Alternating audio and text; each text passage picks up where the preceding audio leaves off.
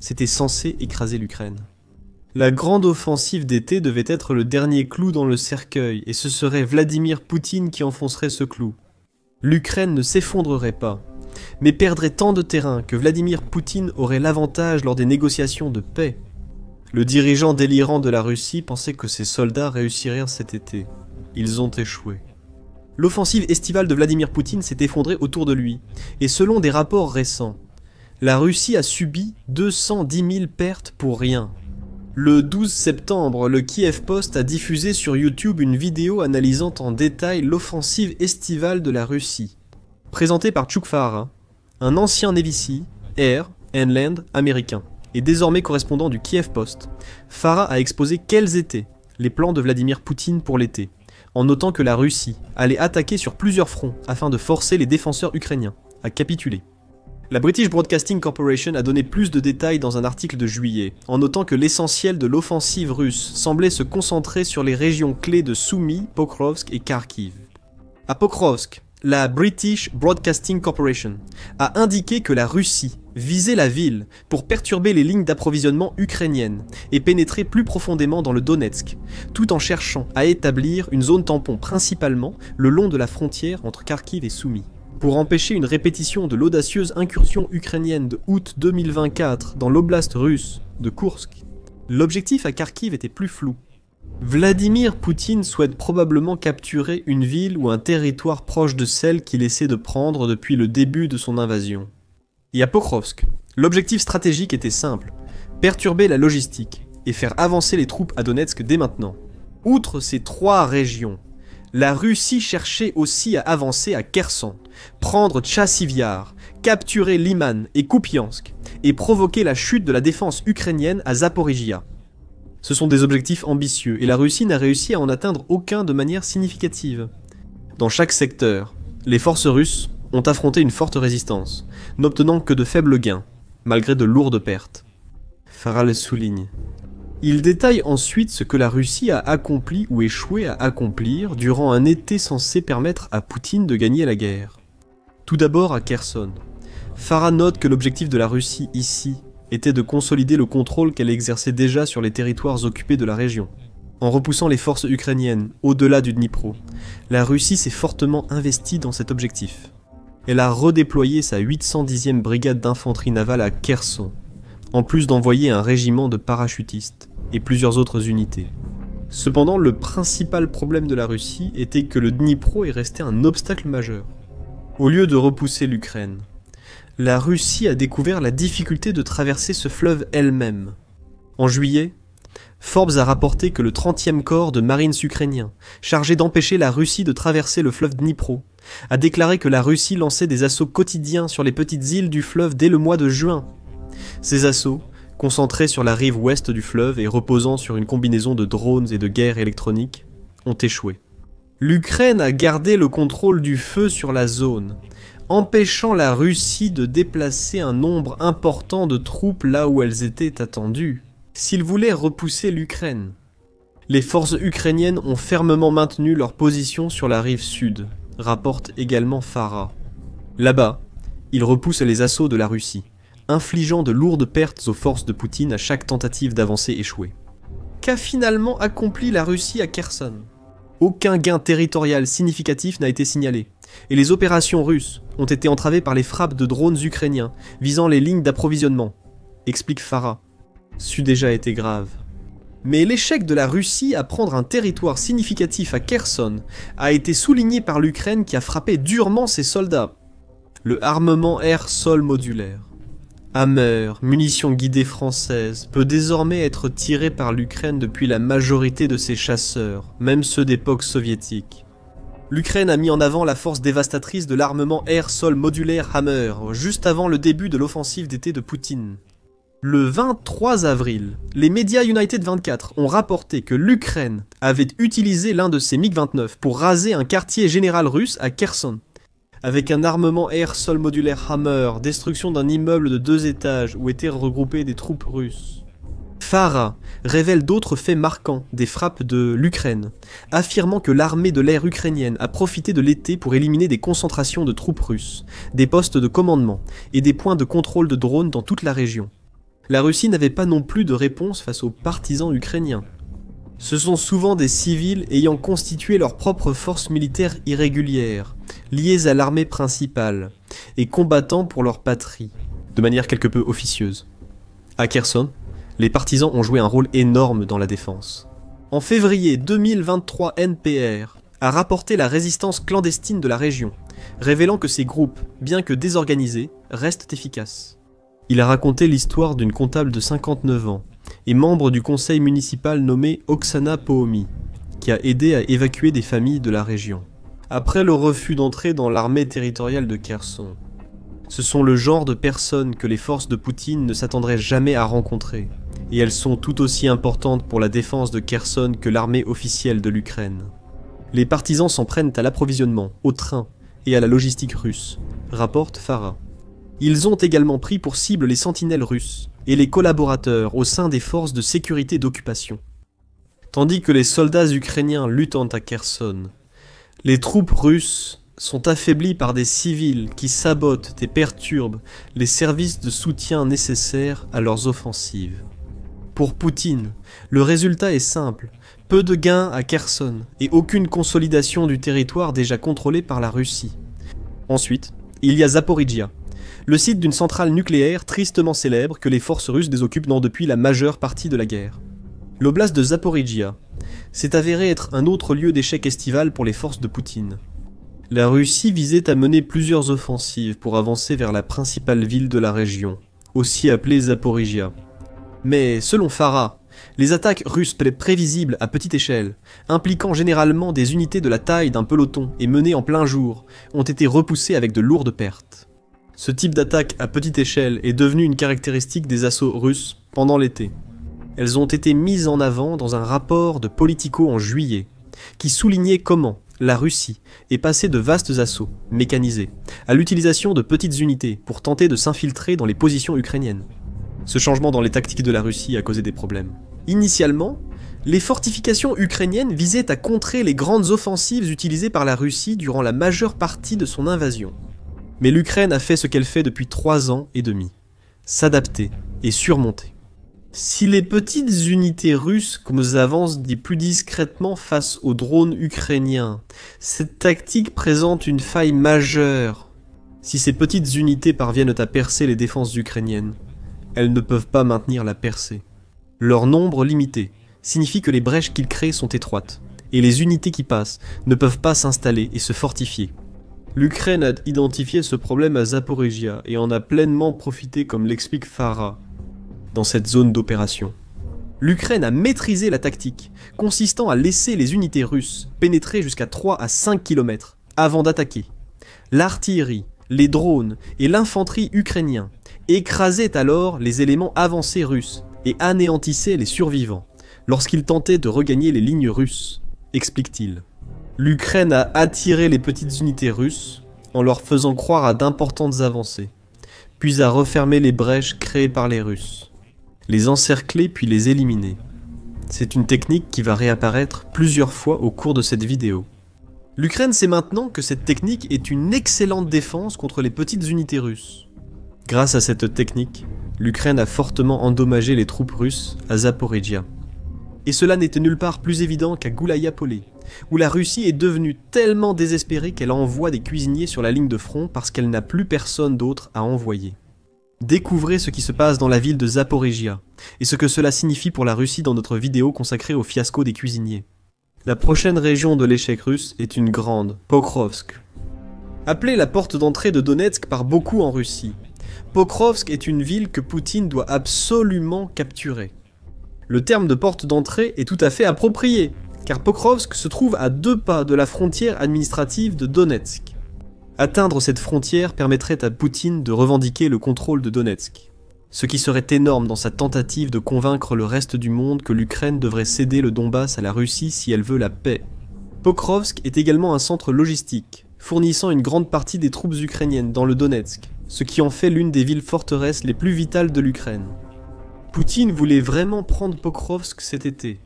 Il le voulait tellement qu'il a engagé pas moins de 110 000 soldats dans la région et leur a ordonné de commencer immédiatement. En prenant un maximum de territoire autour de Pokrovsk, La stratégie russe avait du sens. En capturant des localités autour de Pokrovsk, la Russie se rapprocherait de l'encerclement de la ville, ce qui lui permettrait de l'attaquer sous plusieurs angles. Finalement, la défense de l'Ukraine céderait et la Russie prendrait Pokrovsk. Mais comme tous les autres plans bien préparés de la Russie durant l'été, l'offensive à Pokrovsk a échoué. Farah a souligné que la Russie avait fait de la ville sa priorité cet été, et que de nombreux experts russes et occidentaux pensaient qu'elle réussirait une percée décisive. Mais peu ont indiqué que cette percée russe visait l'extérieur de la ville, pas la ville elle-même, dit Farah. La Russie a continué d'essayer de pousser vers le nord, au lieu de se diriger vers le sud. La Russie a également utilisé son approche par petites unités à Pokrovsk. L'Ukraine a compris que laisser la Russie attaquer dans la mauvaise direction l'avantageait. L'Ukraine a contre-attaqué quand il le fallait, reprenant du territoire autour de Pokrovsk. Cela aurait permis l'assaut par angles multiples évoqués plus tôt. La Russie a pris un peu de territoire, bien que cela soit davantage dû au fait que l'Ukraine a volontairement cédé ce territoire, explique Farah. Partout où cela comptait vraiment, l'Ukraine a riposté, empêtrant les soldats russes dans des assauts et contre-assauts répétés. Cela a limité les gains de la Russie à une poignée de petits villages et localités, mais pas Pokrovsk lui-même. Pokrovsk reste aux mains de l'Ukraine. L'encerclement prévu par Vladimir Poutine pour prendre la ville a échoué, donc l'objectif majeur de l'été n'a pas été atteint. Pokrovsk s'est transformé en piège mortel pour les soldats russes, comme expliqué dans notre vidéo qui couvre ce que l'Ukraine a réussi à accomplir pendant l'été. Viktor Treobov, qui est le porte-parole du groupe opérationnel stratégique de troupes de Dnipro, résume bien l'échec de la Russie, en parlant des 110 000 soldats que Poutine a consacrés à Pokrovsk pendant l'été. Pour mettre ce chiffre en perspective, la plupart des pays européens n'ont même pas une armée de cette taille. La campagne d'été touche à sa fin. Malgré des actions très agressives, et malgré le fait d'avoir réussi à percer les positions ukrainiennes dans certaines zones, la Russie n'a obtenu aucune victoire rapide. RBC Ukraine rapporte que Traubov l'a déclaré. Chassivyar était une autre cible pour la Russie pendant l'été. Chassivyar, autre bastion fortifié ukrainien dans le Donetsk, est ciblé depuis des années. Le contrôle était contesté en août-septembre 2025, la Russie affirmant détenir toute la ville, tandis que l'Ukraine conteste cette affirmation. Les forces de Poutine ont échoué à franchir une voie d'eau clé pour prendre la ville. Le canal Seversky-Donetsk bloquait leur route, et malgré plusieurs assauts mécanisés, la Russie n'a pas réussi à le franchir. RBC Ukraine a rapporté fin août que Poutine a tenté de revendiquer le contrôle russe sur Chassivyar, mais il ment. Ce contrôle aurait permis une attaque contre Konstantinouka. C'est pourquoi la Russie veut Chassivyar en premier lieu. Le fait que cette attaque n'ait pas encore eu lieu révèle tout ce qu'il faut savoir sur la véritable situation de la Russie à Chassivyar. Peu de choses à ajouter sur cet aspect de l'offensive d'été. La Russie a tenté sans succès de prendre une autre localité importante. Ensuite, il y a Liman, situé dans l'oblast de Donetsk. Liman est la seule localité résistante dans une région que la Russie affirme contrôler entièrement. Ce n'est pas le cas, mais on n'en est pas loin. La chute de Liman était censée ne laisser aucun doute sur la revendication de la Russie. Mais comme le rapporte l'UAI, l'offensive d'été de la Russie dans cette direction a également échoué.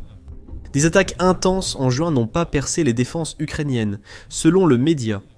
À un moment donné, entre le 10 et le 14 juin, la Russie a lancé 200 opérations d'assaut en une seule journée, puis a renforcé ses forces, en ralliant des unités de la 144e division de fusiliers motorisés. Rien de tout cela n'a fonctionné. Le fait que la Russie ait mené 200 assauts en une journée suggère l'utilisation de plus petites unités. À Liman, comme autour de Pokrovsk et de Zaporizhia, l'Ukraine a aussi contre-attaqué dans certaines zones. Cela a vraiment compté, empêchant la Russie de réaliser de véritables progrès. Un peu de territoire a été cédé, mais il s'agissait encore de zones inutiles pour la Russie. L'Ukraine était à nouveau prête à céder un terrain sans importance militaire, selon Farah. Cela a contraint la Russie à perdre des hommes et du matériel en avançant dans la mauvaise direction. Cela n'a mené nulle part pour les forces de Poutine. L'offensive russe à Kupiansk n'a pas eu plus de succès. La ville, qui se trouve dans l'oblast de Kharkiv, a été soumise à une tentative d'encerclement russe, tout comme Pokrovsk. La Russie avait en fait réalisé quelques progrès dans la région avant l'été, prenant 500 km² au prix terrible de pertes humaines et matérielles, affirme Farah. Mais l'encerclement censé permettre la prise de Kupiansk a échoué. menant à l'une des victoires les plus sanglantes de l'Ukraine depuis le début de la guerre. Lors d'un affrontement récent, 2 bataillons russes ont été anéantis par une frappe ukrainienne de High Mobility Artillery Rocket System, considérée par les chaînes Telegram russes comme l'une des plus sanglantes et massives de la guerre. Farah dit que cette frappe a coûté à la Russie bien plus que 2 bataillons. Cela y a montré l'inefficacité croissante de la stratégie d'usure de Poutine et l'incapacité de la Russie à utiliser efficacement ses bataillons contre les défenses ukrainiennes. Devine ce qui va se passer. Kupiansk reste sous contrôle ukrainien. La Russie a adopté une stratégie similaire à Pokrovsk, infiltrant la ville avec peu de soldats. Mais ces soldats ont été anéantis. L'expert du Centre pour les stratégies de défense, Viktor Kevliuk, explique la suite. Concernant le pipeline à Kupiansk, je n'ai pas grand-chose à dire. Kevliuk a noté que les occupants ont récemment tenté une tactique similaire à Pokrovsk, le 13 septembre. Hier, j'ai parlé avec un commandant de bataillon qui défend sur l'axe de Kupiansk. Il a indiqué que 13 soldats ennemis ont infiltré l'arrière, 2 capturés, 6 éliminés, et les autres traqués dans les sous-sols. Là où ils se cachent, les troupes russes peuvent se cacher autant qu'elles veulent. L'Ukraine les trouvera, et leur rappellera que leurs efforts pour prendre Kupiansk n'ont pas encore réellement abouti.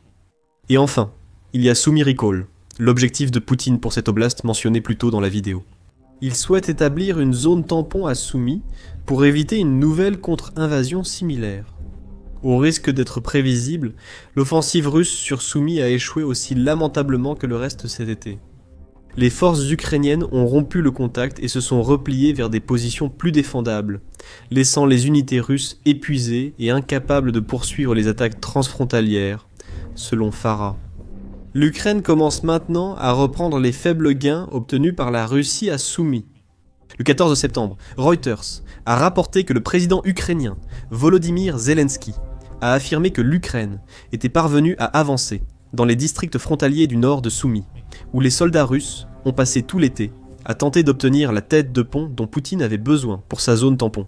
Ce sont de bons résultats dans les zones frontalières de la région de Sumy, a déclaré Zelensky. Ces résultats arrivent à seulement quelques mois après qu'Olexandre Syrski, le commandant en chef des forces armées ukrainiennes, a déclaré que l'Ukraine avait réussi à stopper l'avancée de la Russie à Sumy. Donc, comme pour toutes les autres régions abordées dans cette vidéo, l'histoire reste la même. La Russie n'a pratiquement rien gagné d'important, elle a sacrifié des milliers de soldats pour pas grand-chose. Et cela nous amène aux chiffres. Le 31 août, United 24 a annoncé les pertes russes pour 2025 à ce jour. L'état-major général ukrainien affirme que la Russie a perdu 210 000 soldats, tués ou blessés depuis début 2025. Cela représente environ 26 250 soldats par mois, ce qui signifie que la Russie terminera l'année 2025 avec une perte de 315 000 soldats. Si cela continue sur la même lancée que pendant l'été, les pertes matérielles de la Russie ont été tout aussi importantes.